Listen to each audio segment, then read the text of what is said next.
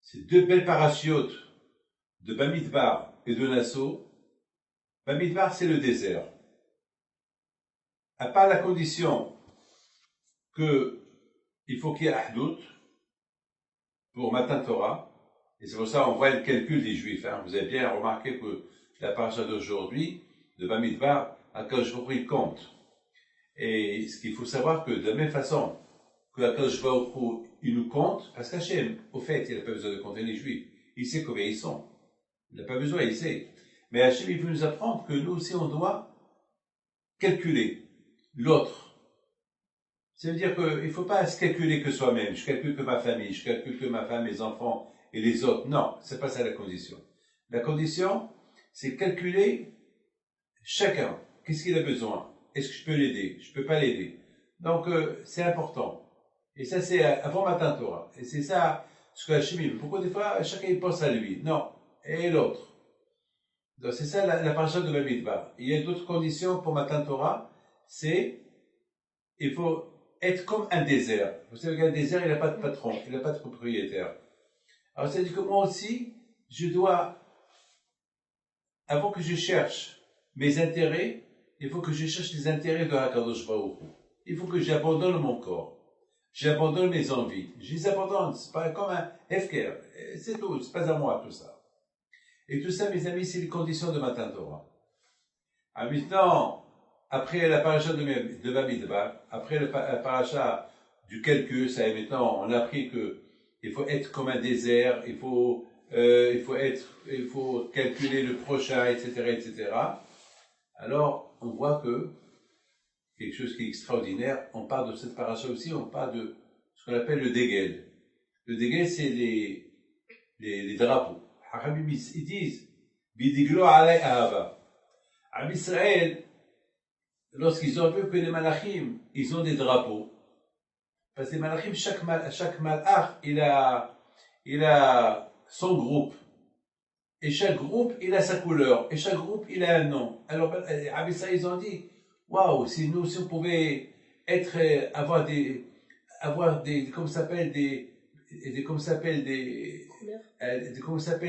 des drapeaux, chacun de nous a un drapeau, parce que vous savez que toujours, les drapeaux, les drapeaux, ils symbolisent le pays, le peuple, l'unité. Alors, quand je leur ai dit, vous voulez les drapeaux? Alors, moi aussi, je vous donne des drapeaux. Alors, quand on a vu il a donné des drapeaux béni Israël, que chaque tribu, elle avait son drapeau. Alors, on a posé une question ce matin. La question qu'on a posée ce matin, pendant le repas de Shabbat, c'est que, on sait très bien qu'Am Israël devait avoir un seul drapeau. C'est ça l'union. L'union de drapeau, c'est le drapeau qui unit tout le monde. Et là, on voit que les 12 tribus, chaque tribu, elle avait un drapeau. Alors, c'est un peu bizarre. Alors, ça veut dire que, d'un côté, on nous réunit autour du Mishkan. Il y avait les 12 tribus ils étaient là. La Torah les a calculés pour prouver combien Hachem nous aime. Alors, nous aussi, on doit se calculer pour prouver combien on s'aime entre nous. Et pas comme ce qui s'est passé avec les élèves de Rabbi Akiva, les 24 000 qui sont morts, parce qu'il n'y avait pas de kavod entre eux. Et d'autre côté, on nous dit, il y a ce qu'on appelle Degel. Degel, ça veut dire les drapeaux. Attends, mais drapeaux, chacun il a son drapeau. Celui-là, il a un drapeau avec un lion, l'autre avec un cerf, l'autre avec un nahash. Vous savez, alors ça veut dire, c'est pas une, on devait avoir un drapeau uni, bleu, blanc, je sais pas moi, un drapeau qui symbolise l'union. Alors, sur cette question, j'ai donné une belle réponse. J'ai dit que c'est ça le travail de chacun de nous. Parce que le travail de chacun de nous est, moi, je suis pas comme vous, vous n'êtes pas comme moi, on n'a pas les mêmes, comment ça s'appelle, les mêmes qualités. Chacun, vous savez, chacun a sa vie, vous savez. Chacun comme il est né, chacun a ses habitudes. Et aussi la couleur, on n'est pas les mêmes couleurs. Moi je suis brun, l'autre il est blanc, l'autre il est noir. Vous savez aussi, dans le visage, on se ressemble pas. Eh bien justement, c'est ça le travail que Hachem il a voulu nous mettre, il a voulu nous mettre, mamash, de travailler sur les midot. Et c'est ça pourquoi quand j'aurais dit d'un côté il faut qu'on soit unis, mais de l'autre côté il faut que le drapeau il soit différent d'autres drapeaux. Et c'est à moi, David Pinto, de ressembler, même comme mon drapeau il ne ressemble pas au vôtre, mais il faut que je m'applique à toutes les couleurs de tous les drapeaux. Vous savez, j'ai la preuve. La preuve de Yaakov Avinu. On a vu que Yaakov Avinu, il a béni ses enfants. Et après, il a béni chacun de ses enfants une bénédiction spéciale. Et à la fin, Yaakov Avinu, il a béni tous les bénis d'Israël. Alors, on ne comprend pas alors. Pourquoi il bénit chacun et sa qualité, et à la fin, il bénit tout le monde. Et la réponse, elle est, c'est Yaakov Avinu, il a voulu nous dire, voilà, même que j'ai béni chacun une bracha différente, mais que chacun, il s'applique à la bracha que j'ai béni telle et telle. Par exemple, j'ai béni par exemple Issachar et Zebulon, que chacun il aide l'autre, alors apprenez d'eux. C'est pas chacun aide l'autre, Issachar et Zebulon, c'est pas que pour Israël et Zebulon, c'est pour que chacun de nous.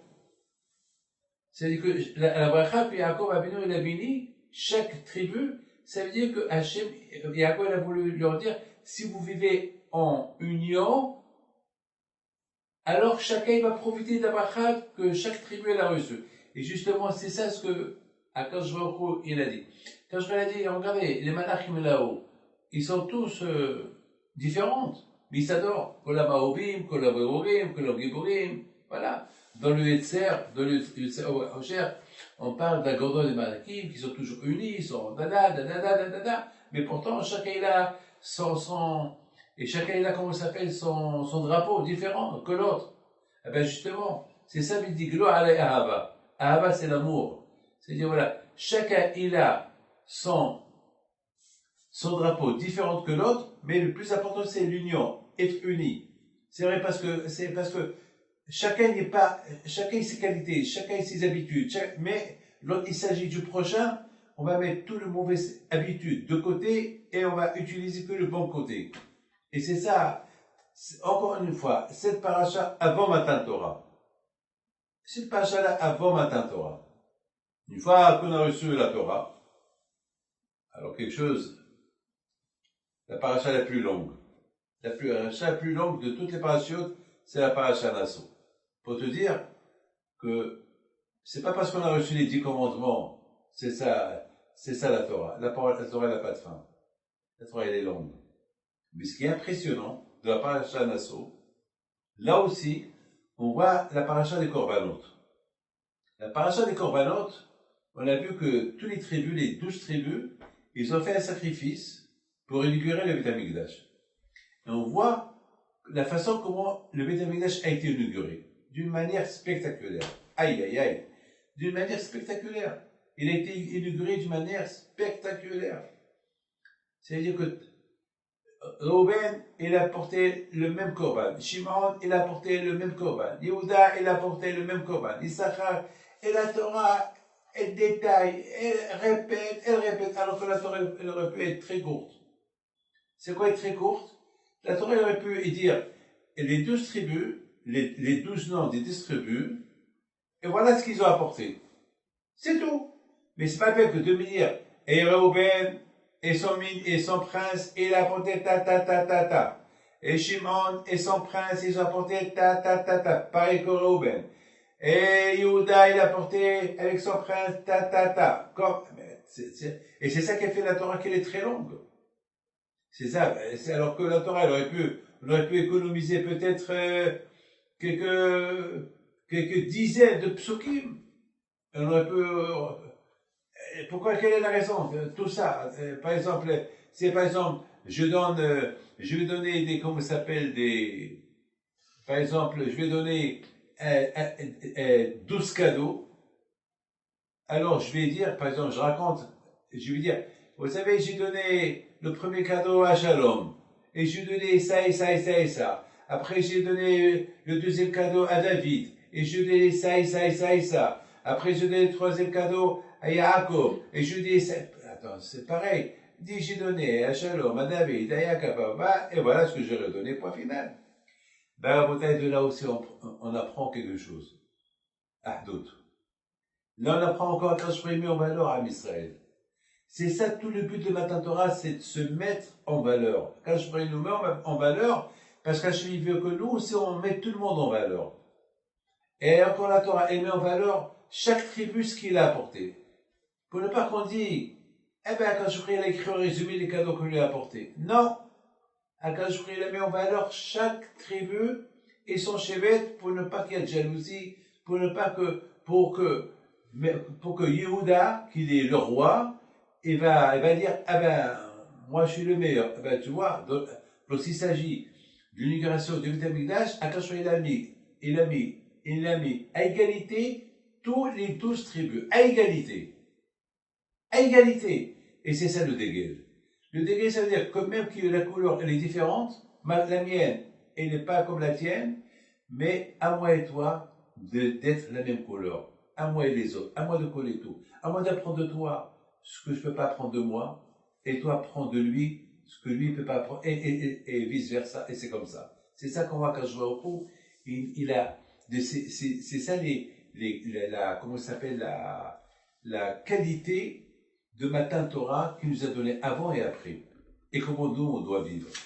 Maintenant, il faut savoir une chose, que dans la paracha de cette semaine, Bezrat Hashem, maintenant qu'on a compris qu'il y a une introduction avant Matan Torah, et il y a une introduction après Matan Torah, paracha Naso. Alors, si vous prenez la première lettre de la paracha de Bamidbar, c'est beau ce que je vais vous dire. Il y a le bet, Bamidbar.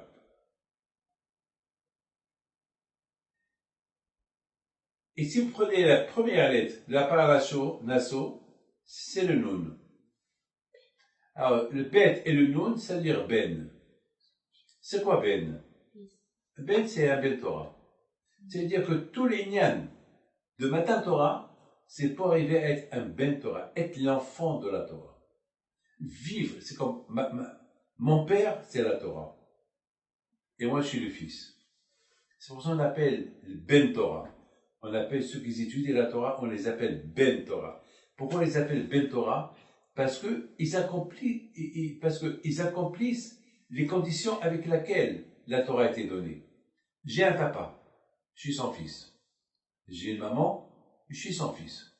Eh bien, nous, à Botaï, on est les enfants Bnei Torah. Les enfants de la Torah. Et c'est pourquoi on s'appelle les enfants de la Torah? Parce qu'on vit selon les règles de la Torah, donc on s'appelle Torah. Il y a ce qu'on appelle Da'at Torah. Beaucoup de fois, on ne peut pas prendre des mesures par nous-mêmes. Il faut qu'on demande, c'est quoi Da'at Torah? Vous savez qu'au moment quand je vais au cours, écoutez bien ce que je vais vous dire, au moment que, Bémet, il y a la question qu'on s'est posée, que d'un côté, Akashvahu, il donne la Torah, qui s'appelle Matana, mais de l'autre côté, on voit qu'Akashvahu, il fait peur aux Juifs. Il leur fait peur. Il a eu peur. Vous savez, mes amis, ce Shabbat-là, les pauvres, à Tel Aviv, à Ashdod, ici à Ramat Gan, malheureusement, il y a un mort aujourd'hui à Ramat Gan. Vous savez, ça me rappelle, bien méta, la sirène que j'entends depuis un laps de temps, surtout ceux qui habitent à Ashdod, Be'er-Sheva, Ashkelon, qu'ils entendent tout le temps, ils vivent le martyre de la peur. C'est un drame, c'est dramatique tout cela. Il faut savoir que ça me rappelle Matan Torah, parce que le Hashim il a donné la Torah, il a donné avec du bruit, Bekolot Obrakim. Moi, chaque fois que j'entends les avions qui passent et j'entends la sirène, ben, je me rappelle Matan Torah. Quand je vais au trou, d'un côté, il nous donne un cadeau. Vous savez que lorsque ce missile, il tombe par terre, Baruch Hashem, c'est un cadeau du ciel, ce missile-là, qu'il n'a pas touché la maison, mais la peur, il y a eu. Donc d'un côté, il y a eu Matan Torah, il y a eu le cadeau de la Torah, mais de l'autre côté, il y a eu la peur. Alors, comment on peut expliquer ça? Comment on peut expliquer ça? Est-ce que vous imaginez que le Hatan, il va apporter un cadeau à sa Kala avec une bombe dans les mains, il va lui faire peur, il lui donne une bague, il lui donne une boîte, et il y a là-bas une grenade, une grenade, et il y a là-bas une bague. Ça marche pas. Qu'est-ce qui se passe? Alors maintenant, il faut savoir une chose. Pour Kabbalat Torah et Matan Torah, pour recevoir la Torah, pour recevoir la Torah qui s'appelle Matana, il faut déjà prendre conscience que la Torah Niknit est la Bimish Manmich Atzmo Alea. Je ne sais pas si vous avez lu aujourd'hui le Pekavot de la dernière semaine. La Torah là-bas, le Pekavot il dit que la Torah on l'achète avec souffrance. Avec Issourine. La Torah Niknit Bissourine. Et c'est ça ce qu'Akadosh Baruch Hu a voulu dire au Bnei Israël. C'est toutes ces peurs-là qu'il y a eu pour lui dire que la Torah, c'est un cadeau. Mais si vous voulez, comme qui dit le Orachaim HaKadosh, il dit Orachaim HaKadosh, si on pouvait imaginer une minute, si on pouvait goûter le ta'anouk de la Torah, on va devenir des fous, comme ça il dit, on deviendra fou, et puis on va, même si on nous donne l'or et l'argent du monde entier, on ne va pas l'accepter par rapport au goût de la Torah. Alors ça veut dire que la Torah est là, mais pour que tu goûtes, tu kiffes le goût de la Torah, il faut passer le cap de la souffrance. Et c'est la raison pourquoi quand il a fait souffrir les Juifs avant Matan Torah. Il les a fait souffrir, il leur a fait peur. Pour lui dire que la Torah, c'est pas la Torah, c'est pas le plaisir. La Torah, c'est le plaisir du fois que tu as souffert pour elle. Après, tu peux la kiffer. Mais au départ, c'est dur. C'est comme un médicament. Lorsqu'on donne un médicament amer à la personne, il ne veut pas le prendre. Mais on lui dit, mais attends, mais il faut le prendre, parce que ce médicament-là, il va te guérir.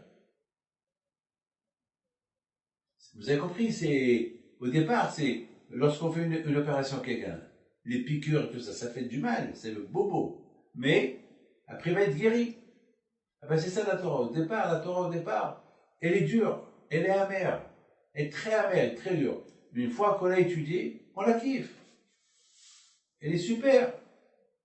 Et selon la valeur qu'on donne à la Torah, combien on souffre pour elle pour l'avoir, alors après on va en profiter. Qu'est-ce que vous croyez, Abraham Pinto et tous ces tzadikim, ils n'ont pas souffert? Moi, David Pinto, lorsque mes parents m'ont envoyé à l'Yeshiva à l'âge de 10 ans, vous croyez que c'était Gan Eden, à l'Yeshiva, loin des parents, et surtout l'année 1960 et 61 en France, à Lublin, il faisait très froid.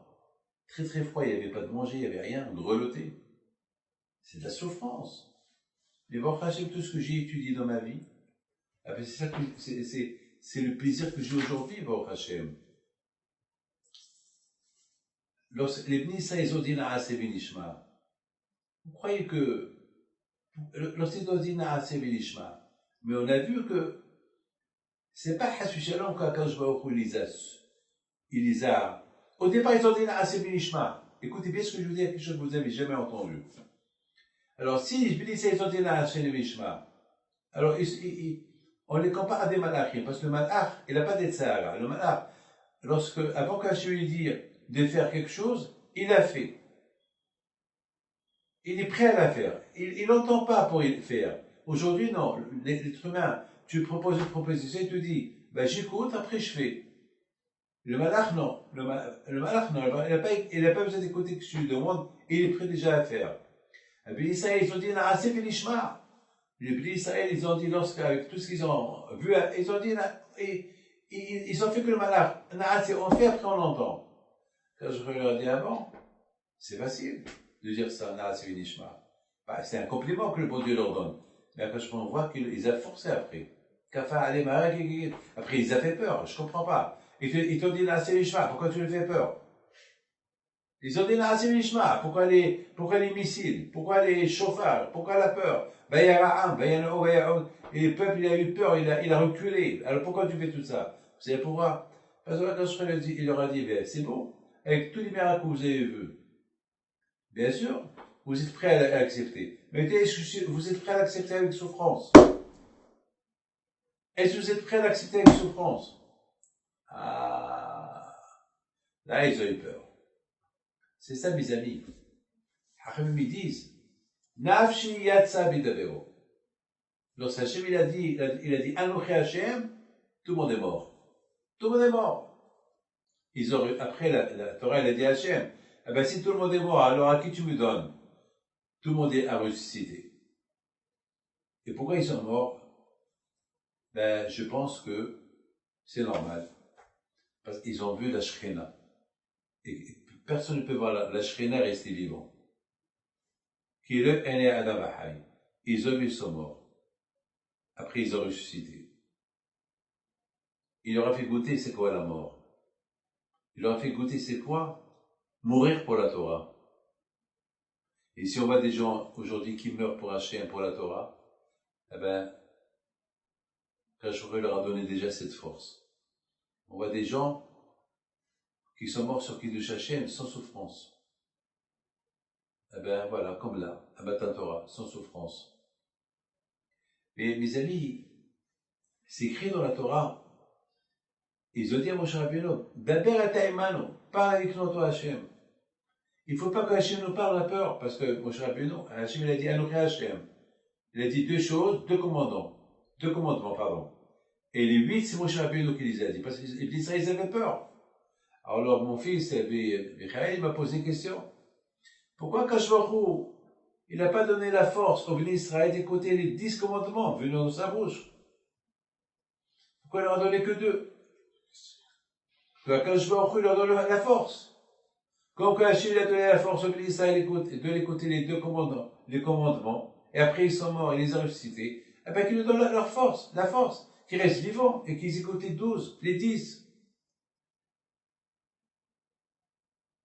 Pourquoi ils ont entendu Anochi Hachem Elokecha, Velo Elecha? Qui dit tout? Qui donne le pouvoir et la force? Regardez, hein? Rabbi Chaim Radion et Rabbi Akiva, cette force qu'ils avaient pendant qu'ils étaient en train de mourir de les mains de, comment ça s'appelle, des Romains. Et Rabbi Akiva, il faisait Shema Israël. Et l'autre aussi, il était heureux et content. Alors il peut leur donner la force. Comme qu'il donne la force à Moshe Rabbeinu comme que Hachem donne la force aux prophètes pour écouter ce qu'il leur dit, avec qu'il donne à Israël la force qu'ils écoutent. Alors, il faut savoir une chose. Akadosh Baruch Hu, Shtabach Shemo Lahad.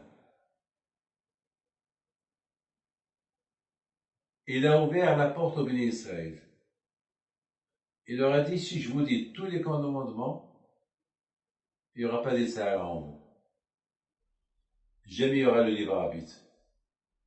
Parce qu'une fois que vous avez tout écouté de moi, ça va être, ça y est, c'est Mashiach. Ça y est, il n'y aura pas de Sahara. Non. Je vous donne que 2. C'est moi, Hachem, votre Dieu. Pas d'Avodazara. Et le reste, c'est Moshe Rabbeinu qui va le dire. Pourquoi Moshe Rabbeinu? Comme ça, vous saurez, parce que c'est pas toujours que Hachem peut nous parler. Alors, à la place d'Hachem, il y a toujours des tzadikim qui nous parlent. Alors, quand je vais dire au Béni Israël, vous avez bien parlé. Super. Vous avez bien compris que si je vous donne la Torah, c'est pour la faire. Et pour la faire, c'est pas toujours c'est moi qui va vous la donner. Il y aura des rabbinim qui vont vous le donner. C'est Moshe Rabbeinu qui va donner le reste. Et Hachem il dit à Moshe, et Moshe répète au Béni Israël. Et Hachem il dit, la Géoula, elle va pas venir comme ça. La Géoula, elle va venir avec le libre arbitre. Au Haya vous accueille. ou tu es tzaddik ou tu es un rachat. C'est-à-dire qu'Akadosh Baruch Hu, à un moment donné, Akadosh Baruch Hu, ben, mais écoutez bien ce que je vous dis, hein. Si Ibn Israël, ils n'auraient pas fait fauter la faute du veau d'or, ils auraient attendu 40 jours. Eh ben, la Géoula, il serait éternelle. Ils avaient un travail de 40 jours, comme par exemple, comme Adam Arishon. Quand je vous dis Adam Arishon, voilà. Jusqu'à Shabbat, ne mange pas ce fruit-là. Jusqu'à Shabbat. Et après Shabbat, fais ce que tu veux. Malheureusement, il a mangé, et la mort, elle est venue. Donc, le Israël devait attendre 40 jours. Le temps que la Torah elle descend du ciel. Un travail de 40 jours. Et Akadosh Baruch Hu leur a dit, voilà, je vous ai donné 2 commandements, 2 par mois, 8 par Moshe Rabbeinu, respectez-les. Vous avez le libre arbitre. Utilisez votre libre arbitre. Et comme ça, vous allez être tous des tzadikim. Vous allez être tous zakaïm. Et une fois que la Torah descend, alors c'est fini. Il n'y aura plus de Sahara. C'est fini. Et ce sera la Géoula. À Botaï, c'est la raison pourquoi Akadosh Baruch Hu, écoutez bien ce que je vous dis. Akadosh Baruch Hu, il a aidé les ministres depuis la sortie de l'Égypte jusqu'à Matan Torah avec des miracles. Il les a aidés. Il les a aidés. C'est la folie. Il les a aidés. Vous savez, pour réparer une mauvaise qualité, il faut au moins 40 ans. Et eux, en 49 jours, ils ont réparé toutes les mauvaises qualités, comme c'est écrit dans Pekavot aujourd'hui. On acquiert la Torah avec 48 qualités. Et le contraire de ces 48 qualités, c'est, par exemple, coléreux, calme. Gava, humble, anab. Donc il y a business et c'est la Torah. C'est-à-dire, voilà, ils sont arrivés à avoir le Sahara dans les mains, jusqu'à qu'ils ont vu la Shekhinah, jusqu'à qu'ils ont vu Mamash. Pour chaque juif, ils ont descendu 72 000 malachim. Et sur chaque tête d'un juif, ils lui ont donné 2 couronnes. Ils ont dit Naaseh Binishma. Ils ont vu ce que personne ne pouvait voir. Ils ont vu le ciel. Ils ont vu Hachem. Ils ont vu qu'il leur a dit Anochi Hachem. Hachem, il a montré au peuple d'Israël, voilà. Il n'y a personne qui habite avec moi dans le ciel. Je suis seul. C'est moi Hachem. Avec tout ça, vous avez 40 jours. 40 jours. Et si les ministres, ils auraient laissé Hachem parler les 10 commandements, ben ça sera la Géoula. Mais les ministres d'Israël, ils ont dit non, on veut écouter de Moshe Rabbeinu. Parce que, quand même, on veut un peu de guerre avec le Sahara. On veut faire un peu la guerre. À la Géoula, gratuitement, non. Alors tu as dit le tir, très bien. Alors, on va assumer. C'est extraordinaire. Et Hachem était heureux d'eux. Mais malheureusement, ils n'ont pas attendu les 40 jours. 6 heures avant la fin, ils ont tué Yahour, le Tirtzah, le Tigno, ils ont volé l'or de leur femme. Ils ont fait l'Aboudazara. Aïe, aïe, aïe, aïe, aïe, aïe. Aïe, aïe, aïe. Aïe, aïe, aïe, dommage. Mes amis, je termine. Demain soir, c'est Matan Torah. Matan Torah demain soir, c'est exactement comme ça s'est passé il y a 3000 ans. Le Sachet nous a donné la Torah. Malheureusement, l'année dernière, on a passé Shavuot en cachette à cause du Corona. Et ce Shavuot-là, demain soir, on ne sait pas comment il va se passer. Alors, vous voyez, cette fête-là, elle est particulière, elle s'appelle Pessah, il s'appelle Pessah. Chaque fête, elle a un nom. À Pessah, on mange la galette. À Sukkot, on fait la souka. À Oshana, c'est le chauffard. Purim, on jeûne. Mais c'est quoi, qu'est-ce qu'il y a de spécial à Shavuot? Est-ce qu'on fait une fête parce qu'il y a Shavuot? Parce qu'on a calculé 7 semaines, ça y est. Alors, on rend une fête à cause de Shavuot. Mais parce que c'est écrit, vous apportez un sacrifice nouveau. Quel sacrifice nouveau? Pour qu'il y ait quelque chose de nouveau, quoi? Ben, c'est toi. C'est toi Shalom. C'est toi Yoel. C'est toi David. C'est toi Haïm. C'est toi Moshe. Vous rendez votre corps, Minha Hadasha. C'est ça la fête de Shavuot. La fête de Shavuot avec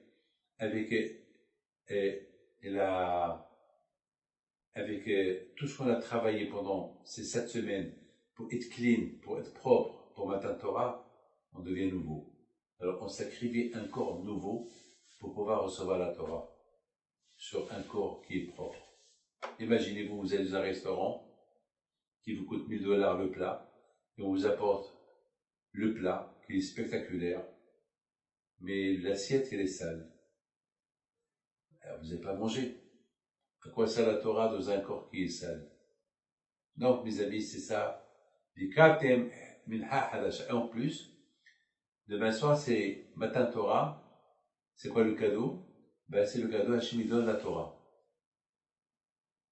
Il y a le jugement, combien d'argent on aura besoin pour vivre toute l'année, ça c'est à Shavuot. Ça c'est à Rosh Hashanah. Et combien de Torah on a besoin pour toute l'année? Le jugement de la Torah, ça c'est à Shavuot. Donc déjà, chacun de nous ici, ce qu'il va recevoir demain soir. Si selon nos préparations, on s'est bien préparé, alors demain soir, il y a quelque chose à recevoir. Sinon, il n'y a rien à recevoir. Les amis, j'ai toujours dit que la préparation de Shavuot, elle commence après Shavuot. Pas avant Shavuot, après Shavuot. Une fois que Shavuot s'est passé, alors on commence à se préparer pour Shavuot l'année prochaine. Mes amis, que le bon Dieu vous protège, je vous donne votre Slaha.